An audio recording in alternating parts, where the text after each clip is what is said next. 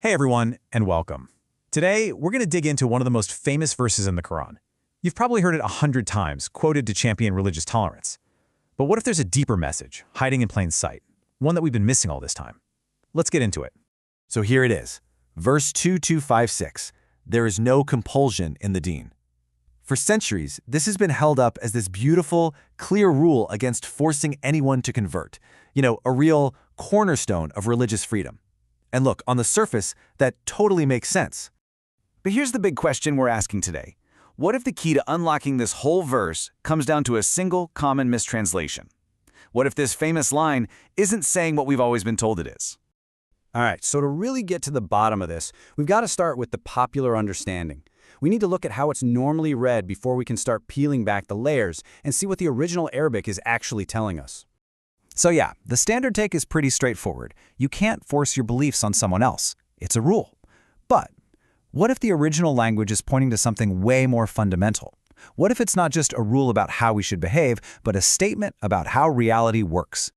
And our whole investigation really kicks off with one absolutely critical word, Deen. How we translate this single word pretty much dictates our entire understanding of the verse.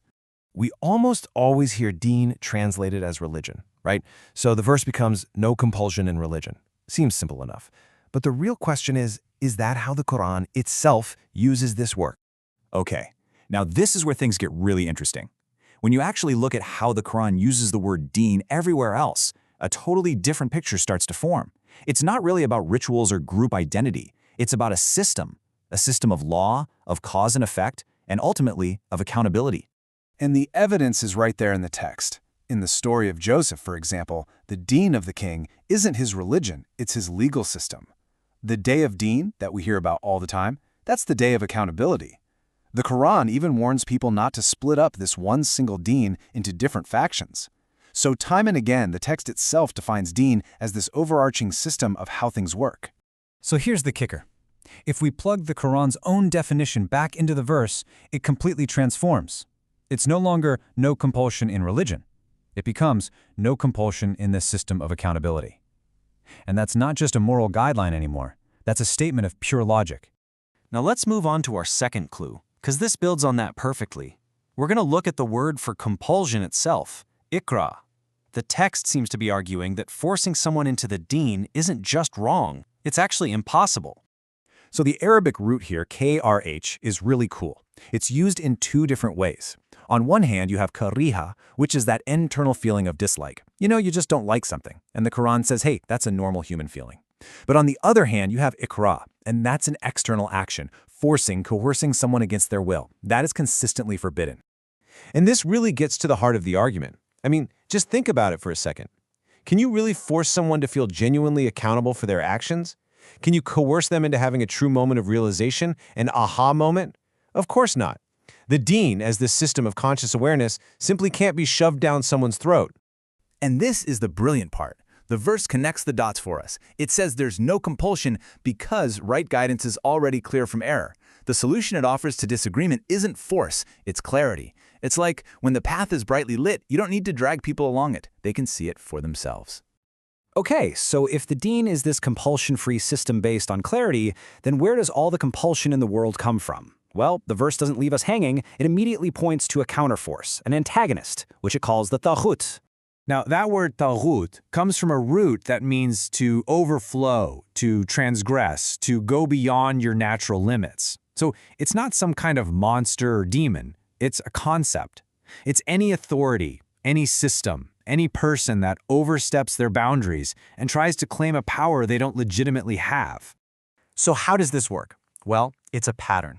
First, it goes beyond its proper limits. Then, it sets itself up as the ultimate judge. And because it doesn't have inherent truth or clarity on its side, it has to use force and coercion to get people to obey. And the result? The very next verse tells us it takes people out of the light, that's the light of clarity, and drags them into darkness. Compulsion is the signature tool of any system that can't win on evidence alone. And that's why the verse commands us to reject the Ṭāghūt. In this reading, that means rejecting any human-made system, whether it's political or religious, that throws out divine clarity and instead demands obedience through sheer force. All right, time to put all the puzzle pieces together. We've looked at Deen, We've looked at compulsion, and we've identified the Ṭāghūt. So what does the big picture actually look like when we put it all together? And this table just lays out the contrast so starkly. On one side, you have the Quranic Deen. It's universal, it's based on clarity and understanding, it's totally voluntary, it's described as simple and the same one system for everyone.